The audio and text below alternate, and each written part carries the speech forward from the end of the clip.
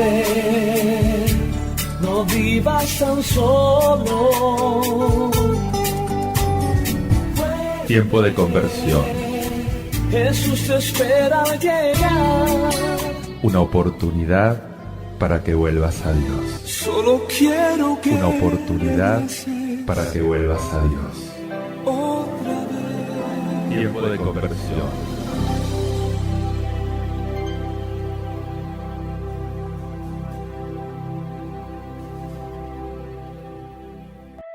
Paz y bien, te habla Fray Alejandro, de nuevo contigo, invitándote a entrar en este remanso de espiritualidad que nos brinda, que nos regala la palabra de Dios.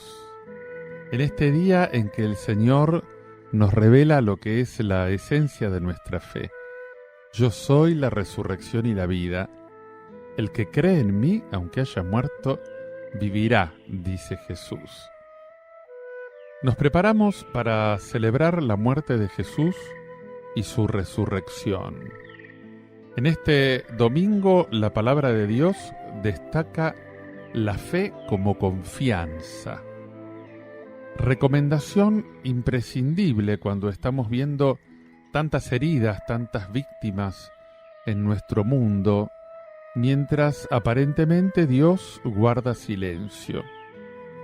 Estamos solos en la vida. Nuestro destino final es la nada, es el fracaso. ¿Merece la pena seguir buscando más humanidad si todo termina en el sepulcro frío, mudo? A estos y otros interrogantes parecidos responde hoy la palabra de Dios. En la primera lectura, el sacerdote Ezequiel está sufriendo con otros judíos el destierro de Babilonia y como profeta trata de levantar el ánimo hundido de los desterrados. La segunda lectura, carta de San Pablo a los romanos, recuerda que los cristianos hemos recibido el Espíritu que da vida y nos levanta de la postración mortal en que nos sumerge nuestro egoísmo radical. Finalmente, la tercera lectura sugiere que la resurrección de Lázaro es fruto del Espíritu que actúa en quienes, a veces en el silencio a pesar de todo, siguen confiando en Dios. Las tres lecturas traen un mensaje central. En las situaciones sombrías de nuestra existencia no estamos solos. Hay una presencia de amor en la que existimos, nos movemos y actuamos. Cuando nos abrimos a esa presencia y nos dejamos seducir por ella, que es lo que significa la fe, somos capaces de vencer la muerte. Y el Espíritu Santo suscita en nosotros esa fe o esa confianza en que ocurra lo que ocurra, nuestro destino es la vida, esa vida que el Señor nos da. Te invito a que escuches esta lectura tomada del profeta Ezequiel, capítulo 37, versículos del 12 al 14. Esto dice el Señor Dios: yo mismo abriré sus sepulcros, y los sacaré de ellos, pueblo mío, y los llevaré a la tierra de Israel. Y cuando abra sus sepulcros y los saque de ellos, pueblo mío, comprenderán que yo soy el Señor. Pondré mi espíritu en ustedes y vivirán. Los estableceré en su tierra, y comprenderán que yo, el Señor, lo digo y lo hago, oráculo del Señor. Te invito a responder a esta lectura con el Salmo 129 y esta antífona que dice: del Señor viene la misericordia, la redención copiosa. Desde lo hondo a ti grito, Señor. Señor, escucha mi voz. Estén tus oídos atentos a la voz de mi súplica.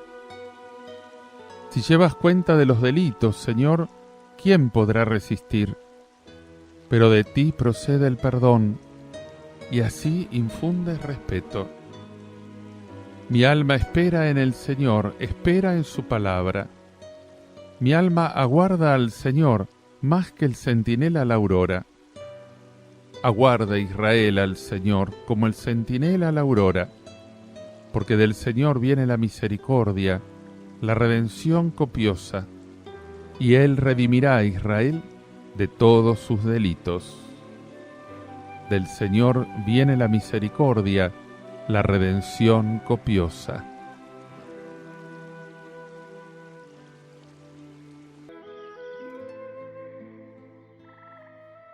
Escucha esta palabra tomada de la carta del apóstol San Pablo a los Romanos, capítulo 8, versículos del 8 al 11, que dice así: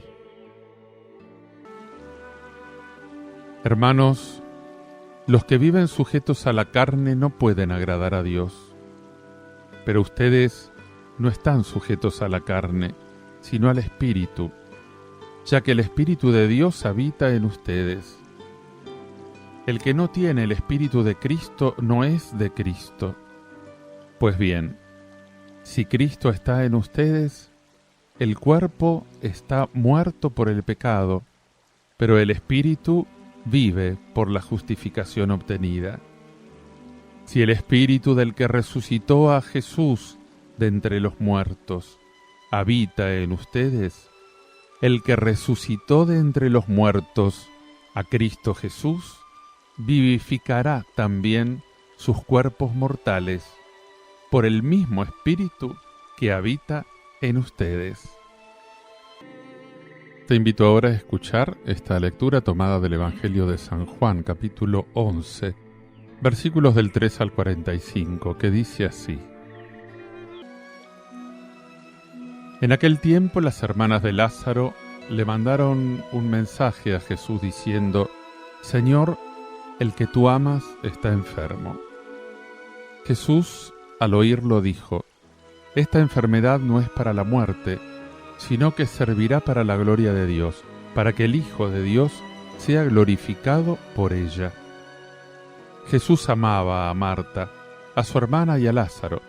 Cuando se enteró de que estaba enfermo, se quedó todavía 2 días donde estaba. Solo entonces dijo a sus discípulos: Vamos otra vez a Judea. Cuando Jesús llegó, Lázaro llevaba ya 4 días enterrado. Cuando Marta se enteró de que llegaba Jesús, salió a su encuentro, mientras María se quedó en casa. Y Marta dijo a Jesús: Señor, si hubieras estado aquí, no habría muerto mi hermano. Pero aún ahora sé que todo lo que pidas a Dios, Dios te lo concederá. Jesús le dijo: Tu hermano resucitará. Marta respondió: Sé que resucitará en la resurrección del último día. Jesús le dijo: Yo soy la resurrección y la vida. El que cree en mí, aunque haya muerto, vivirá. Y el que está vivo y cree en mí, no morirá para siempre. ¿Crees esto? Ella le contestó: Sí, Señor.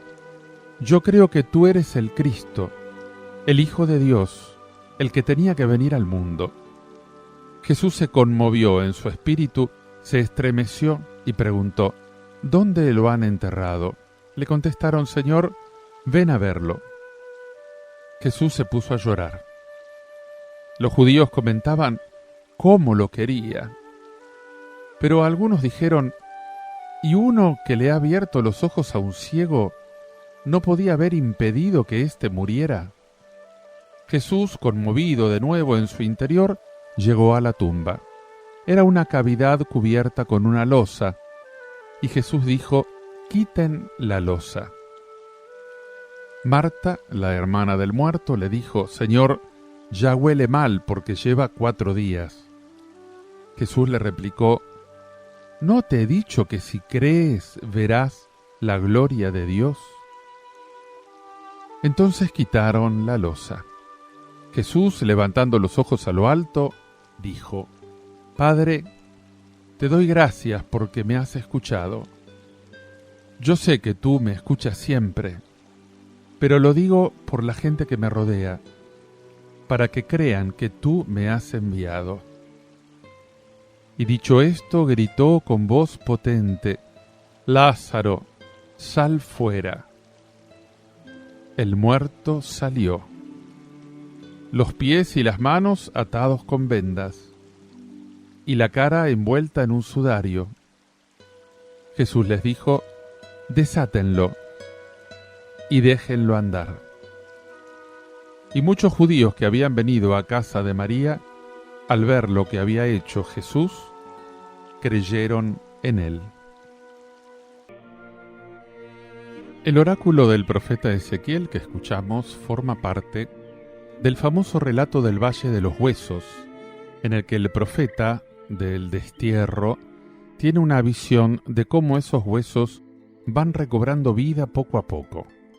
Es uno de los textos más famosos del profeta del destierro, en este caso, que con una parábola explica lo que significa esa visión del Valle de los Huesos. Debemos saber que esa visión la experimenta el profeta para hablar a los desterrados en Babilonia, que se sienten muertos, en un valle de huesos donde han caído los peregrinos. La mano del Señor y el Espíritu lo llevó a contemplar y después lo impulsó a explicar lo que Dios, por el Espíritu, debería hacer. Y es dar vida a esos huesos que representan a un pueblo muerto, desterrado, en el sepulcro.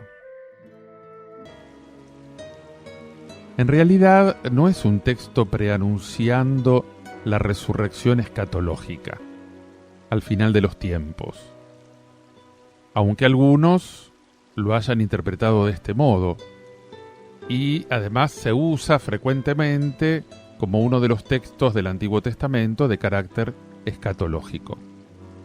En realidad es un anuncio de la vuelta a la patria, a la tierra prometida. Pero también es verdad que tenemos derecho a ir más allá de las palabras, más allá del momento puntual del relato.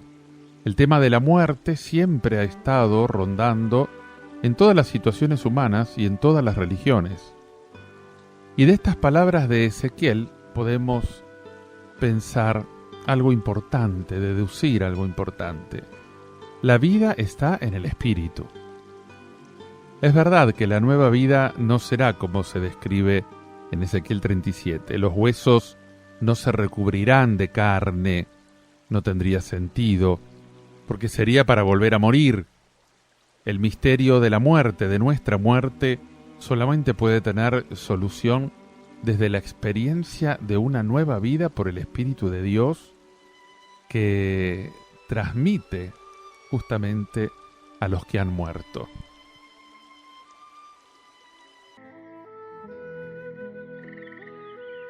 El texto de la carta a los Romanos, del capítulo 8, forma parte del canto del Espíritu. Todo el capítulo 8 de la carta a los Romanos está dedicado al Espíritu Santo, que es la respuesta teológica y espiritual a Romanos 7, es decir, al yo que nos encierra en el pecado, en el egoísmo radical, por lo que nos acusa y nos acosa la ley.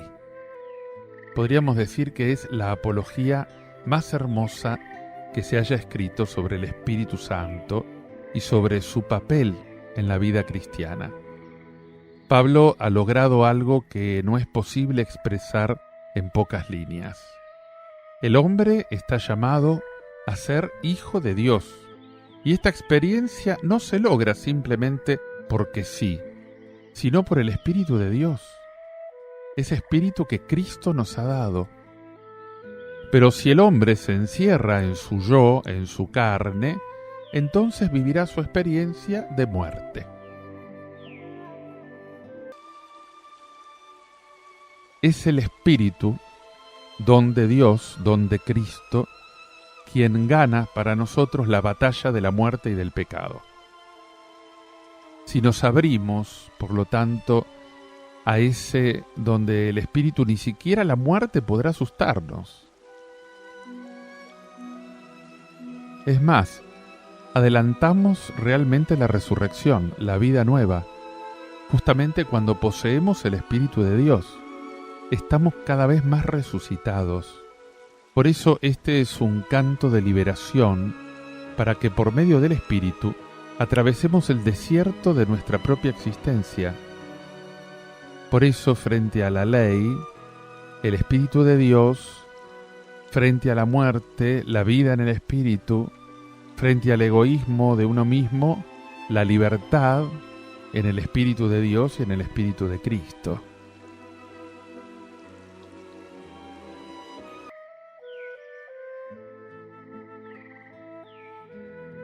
Capítulo 11 del Evangelio de San Juan.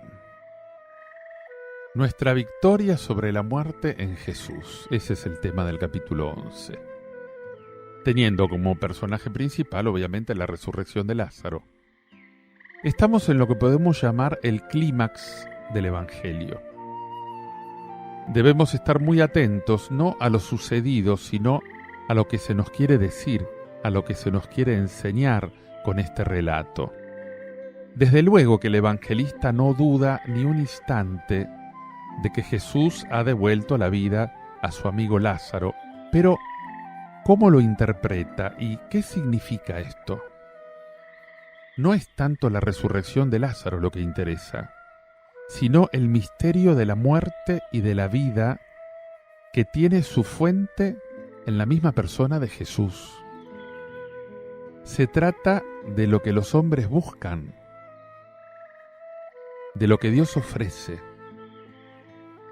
Y ya nos vamos introduciendo en el pensamiento de San Juan y vamos conociendo, podríamos decir, su talante, que aunque misterioso nos sirve mucho para conocer al Señor Jesús.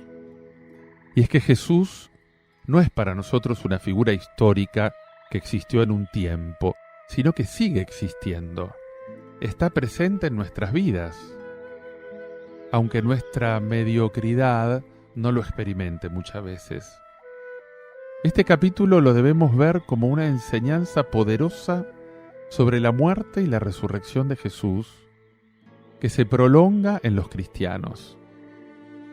Si nos fijamos bien, no se nos quiere relatar solamente la tradición del hecho de la resurrección de Lázaro, que se trata de una simple revivificación, una vuelta a la vida.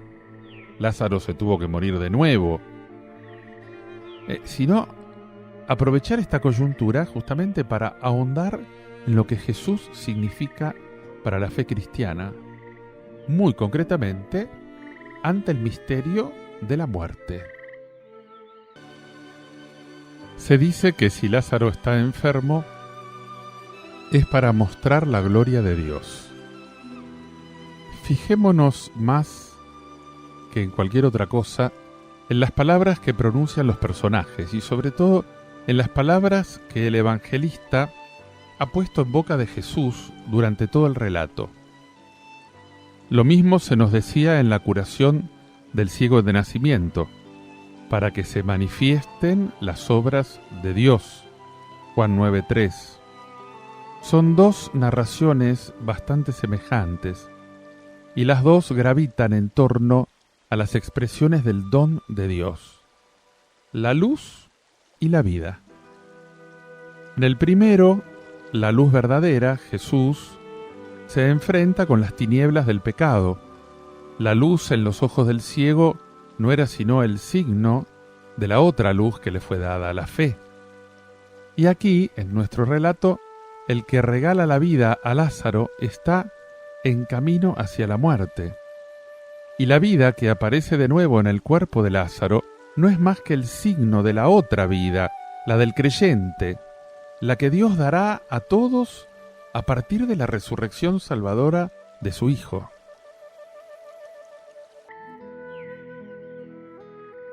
El relato se nos presenta, por una parte, bastante humano y por lo mismo lleno de significaciones.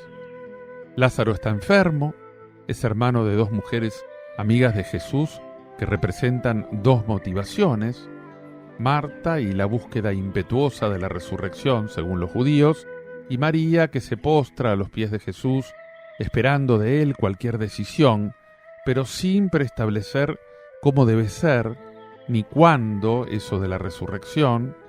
Jesús se entera de que su amigo está enfermo, pero Jesús no se mueve, no lo hace moverse el evangelista intencionadamente, sino que se retrasa para dar tiempo precisamente a que muera. Y es que las pretensiones justamente eran mostrar cómo Dios considera la muerte física. Si se hubiera querido mostrar el poder solamente, el poder taumatúrgico, Jesús hubiera ido enseguida para curar a Lázaro. Pero Jesús quiere enfrentarse con la muerte tal como es, tal como la consideran los hombres, una tragedia. La muerte, por lo tanto, tiene un doble sentido. En primer lugar, la muerte física, que no le preocupa a Jesús, y por lo tanto se retrasa su llegada para ver la serenidad con que Jesús la afronta, porque entiende que la muerte viene a ser el encuentro profundo con el Dios de los vivos. Y en segundo lugar, la muerte como misterio, de la que Jesús libera. Y en esto se va a centrar el relato justamente en su enseñanza para nosotros. Este simbolismo joánico quiere también introducirnos en el misterio de la misma muerte de Jesús. Jesús está fuera de Judea, lejos de Jerusalén, que es donde se va a celebrar el drama de la muerte de Jesús. Los judíos están buscando una ocasión para agarrar a Jesús. Lázaro está en el territorio de los judíos, los no creyentes, cerca de Jerusalén. Y para consolar a las hermanas del muerto, vienen los judíos de Jerusalén, los no creyentes. Vemos cómo juega el evangelista con el simbolismo de creer y no creer en Jesús. Las hermanas son las que confían en él. Ellas, como buenas judías, aceptaban que debía haber resurrección al final de los tiempos, pero no entendían el sentido. La respuesta de Marta, en Juan 11:24, es la misma que pensaban los fariseos. Pero con esto no se logra darle a la muerte todo su sentido. ¿Por qué hace Jesús el milagro? Para que los hombres crean, no para probar su poder divino, sino para que los hombres crean que hay una vida después de la muerte, y para hacer entender que la muerte sin esperanza es una muerte que nace del alejamiento de Dios. Los judíos, los no creyentes, no han podido encontrar en Dios toda la fuerza de la vida, porque buscaban algo que superaba la razón y que solamente se puede encontrar en la fe, en la persona de Jesús.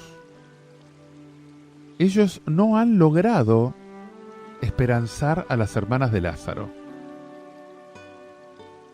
Viniendo Jesús al territorio judío, se expresa que entra en la esfera de la muerte de los hombres, la esfera de los que no tienen esperanza, la esfera de los que no ponen en Dios todo, la esfera de una religión de tejas abajo, la esfera de los egoísmos y de las miopías. Jesús sabe que pronto va a llegar su propia muerte en ese territorio de los judíos, pero no le importa.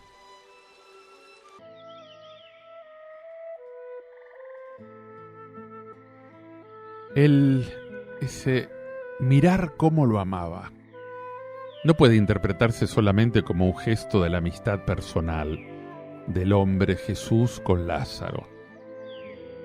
El evangelista no quiere presentar nunca solamente al hombre Jesús, sino a Jesús Señor. Quiere decirse que el Señor a todos los que están muertos en razón de la ley humana, en razón de sus mismos pecados, no los abandona, aunque estén 4 días en la tumba. Uno más para significar que, pasado 3 días, ya es cuando el cadáver se le daba por perdido. Ningún hombre está perdido ante el Señor. Jesús le grita a Lázaro y éste sale con los pies y las manos atadas. La voz de Dios es algo que se oye dentro del ser, del corazón, y uno se conmueve. Y esta es la voz que resucita. Fijémonos en el versículo 43, cuando se dice que sale de la tumba y sin embargo está atado de pies y manos. Y luego se les dice a los otros que lo desaten. O sea, hay una distinción entre lo que Jesús hace y lo que hacen los hombres. El que verdaderamente da la vida es el Señor. Y entonces Lázaro revive. Pero luego se manda que se lo desate. O sea, en Lázaro está representada la muerte de los hombres a todos los efectos. Lázaro era un buen judío, pero desde los planteamientos de su religión no se le puede dar vida. No quiere decir ni que Lázaro fuera un gran pecador, ni un judío contrario a Jesús, porque sabemos que es al revés. Es un simbolismo justamente para este gran amor que se está expresando. Esta resurrección de Lázaro, no obstante, no tiene sentido más que a la luz de la misma resurrección de Jesús. Así lo quiere representar el evangelista. Se está preparando la muerte de Jesús por parte de los fariseos. A partir de los versículos 45-57, tenemos el juicio que los fariseos tienen sobre él. Muchos se han convertido, y esto hace temblar a los responsables de la religión, y deciden darle muerte, cosa que se ha ido preparando en todo el Evangelio. Por eso este relato es el simbolismo mismo de lo que va a suceder con Jesús hombre, que Dios no lo abandonará a la muerte, sino que lo resucitará. Se hacía necesario que Jesús marchara a su propia muerte para hacernos comprender que detrás de la muerte se encuentra la vida definitiva de Dios. Y esta vida de Jesús que se comunicará a todos los que creen es la que se simboliza en todo el relato. Jesús está haciendo una donación del don de la vida que Él anuncia. Yo soy la resurrección y la vida. El milagro es un signo de la vida de Jesús. Y no se trata propiamente de una anticipación de la resurrección corporal, porque Lázaro se tuvo que morir de nuevo. Además, propiamente no se trata de una resurrección, como en Jesús, sino de una reviviscencia. Y esta reviviscencia solamente supone una vuelta de nuevo a este mundo. Y en este mundo necesariamente se ha de morir.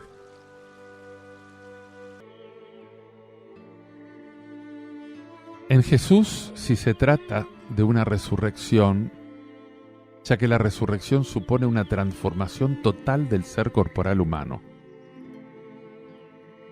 Por lo tanto, el milagro de la reviviscencia de Lázaro es el símbolo de la vida que Jesús adquiere en su resurrección y que anticipa a los hombres de este mundo mediante la fe, aunque sea una pizca, una muestra.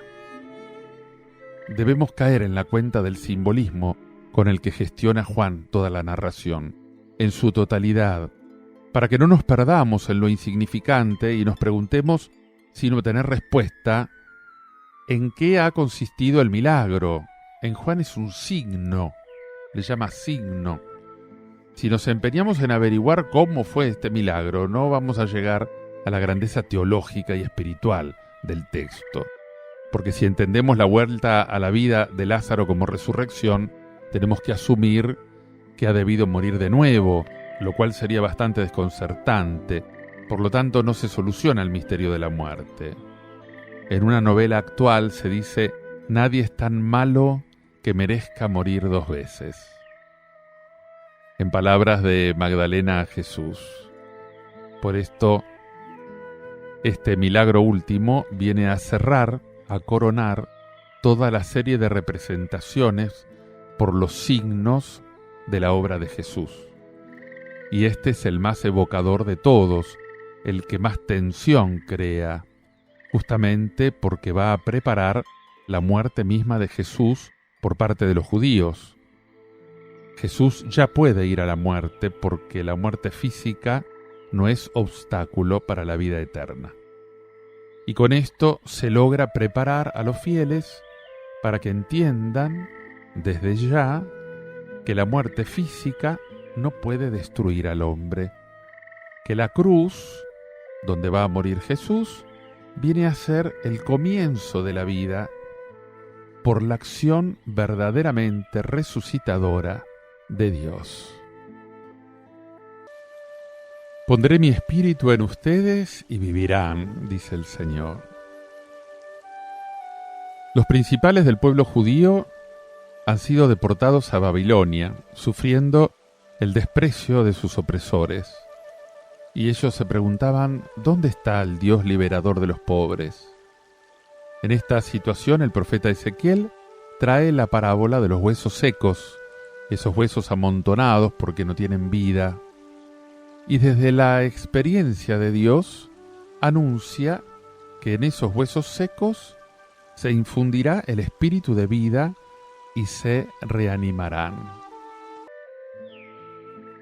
Si bien el profeta se refiere a la liberación de las vejaciones que están sufriendo en Babilonia, los judíos deportados en esta parábola de algún modo ven, porque se le está anunciando ya, la esperanza de la liberación final de toda la humanidad, gracias al espíritu de vida, cuya voz, cuya fuerza está presente y actúa en la evolución de la historia con tantos cementerios de huesos secos.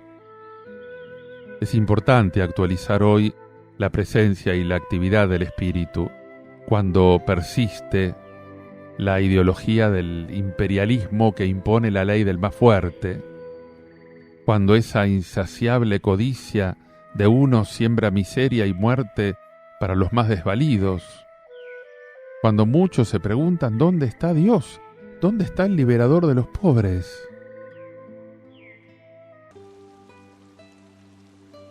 Cristo Jesús vivificará también vuestros cuerpos mortales, dice San Pablo a los cristianos de Roma. La segunda lectura. San Pablo en la carta a los cristianos de Roma indica bien la alternativa de fondo a la hora de caminar hacia una sociedad de vida y de liberación para todos. Vivir según la carne, cuyo resultado es la muerte, y vivir según el espíritu, cuya tendencia es la vida. Con frecuencia identificamos estas dos tendencias con el binomio cuerpo-alma. La vida material sería el cuerpo, mientras que la vida espiritual se forjaría en el alma. Incluso en algunos persiste la visión griega del cuerpo como prisión y enemigo del alma, cuya vida espiritual tiene que liberarse de los condicionamientos y de las relaciones corporales. Pero la visión bíblica del ser humano es cuerpo y alma como un todo. Puede ser enteramente vivificado por el Espíritu de Dios. El cuerpo es la persona humana vuelto hacia los demás, en relación con ellos, en esta relación individualista y solidariamente. Según el mismo San Pablo en la segunda carta a los fieles de Corinto, en la resurrección también el cuerpo es transformado. Y dice que entra en la comunicación solidaria con todos y con todo. Dice que será un cuerpo espiritual. Y en esta visión bíblica tenemos que interpretar la distinción que hoy hace San Pablo. Los que viven según la carne y desean lo carnal, y los que viven según el Espíritu y desean lo espiritual. Las palabras carne y carnal acá tienen un significado peyorativo, instinto egoísta de cerrazón a la vida comunitaria. Lo explicita muy bien el mismo San Pablo en la carta dirigida a los fieles de Galacia. Si viven según el Espíritu, no den satisfacción a las apetencias de la carne, que son contrarias a las apetencias del Espíritu. Las obras de la carne ya son conocidas, dice: idolatría, odios, discordia, celos, iras, rencillas, envidias. En cambio, fruto del Espíritu es amor, alegría, paz, paciencia, afabilidad, bondad, fidelidad, mansedumbre, templanza. Carne y espíritu no son equivalentes a cuerpo y alma. Designan dos actitudes, dos conductas en la forma de interpretar y de tejer la propia existencia. En su carta a los cristianos de Roma, que hoy leemos, San Pablo recomienda que nos dejemos seducir por el espíritu de vida que hemos recibido en el bautismo y siempre nos acompaña. Es la clave para vencer a la muerte o ser razón a la presencia de Dios en que habitamos y nos sostiene garantizando que nuestro destino es la vida en plenitud.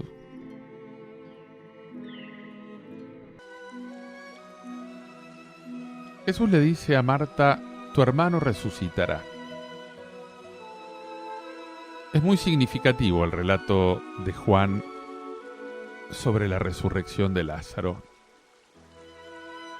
Jesús experimenta la sombra de la muerte física que sufrimos los mortales, pero no le da mucha importancia a la muerte física. No se apresura para ir a Judea donde está el pueblo de Lázaro. Incluso espera 4 días, cuando según la legislación judía la muerte física ya está confirmada. Sin embargo, es importante un detalle. Cuando llega al sepulcro de su amigo, Jesús llora muy conmovido. Y los presentes comentan: miren cómo lo amaba. En los sentimientos de Jesús se está revelando los sentimientos de Dios, de ese Dios que nos ama. En ese amor gratuito, siempre actual, se fundamenta nuestra esperanza en la resurrección. Marta piensa como muchos judíos de su tiempo: ¿por qué no interviene Dios con un milagro para liberarnos de la muerte física? Si hubieras estado aquí, mi hermano no habría muerto. Simbólicamente, María, la otra hermana de Lázaro, tiene una mirada contemplativa sobre la muerte física. No sale a pedir milagros.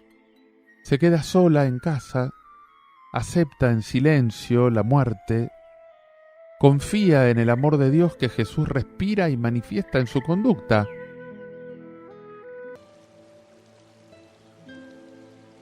Y de hecho, responde con una luz nueva para esta confianza. El que cree en mí no morirá para siempre. La fe cristiana es la entrega confiada y libre de toda la persona a esa presencia de Jesucristo como palabra de Dios, amor, vida que continuamente se está dando en la carne. Esta fe, como el amor, es más fuerte que la muerte física. Por eso el que cree de verdad, aunque físicamente como mortal acaba su tiempo en la tierra, la muerte no tiene dominio sobre él, porque su destino es la vida en plenitud, la que nos da Dios. Con este relato, San Juan ya está remitiendo a la resurrección de Jesús. Su alimento fue hacer la voluntad del Padre y amar a los seres humanos hasta el extremo. Por eso, según el cuarto evangelista, su entrega por amor hasta dar la propia vida ya es la victoria sobre la muerte. Camino, verdad y vida para todos. Y hay un detalle significativo. Lázaro sale del sepulcro. Los pies y las manos atados con vendas y la cara envuelta en el sudario. Son los signos de la muerte que permanece. Lázaro vuelve a la vida, pero no está liberado de la muerte. Se trata de una revivificación. En cambio, según el mismo evangelista, cuando Pedro entra en el sepulcro, donde habían colocado el cadáver de Jesús, ve las vendas en el suelo y plegado en un lugar aparte el sudario que cubrió el rostro. O sea, el resucitado ha entrado en una plenitud de vida sin muerte. Ya no muere más.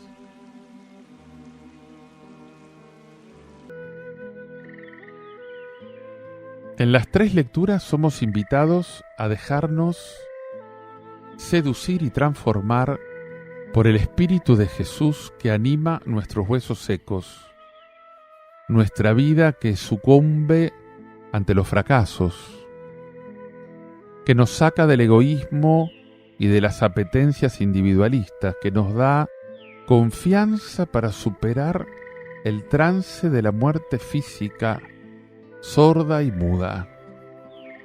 El que cree en Jesucristo, aunque físicamente muera, entra en la plenitud de vida, sin dolor y sin muerte.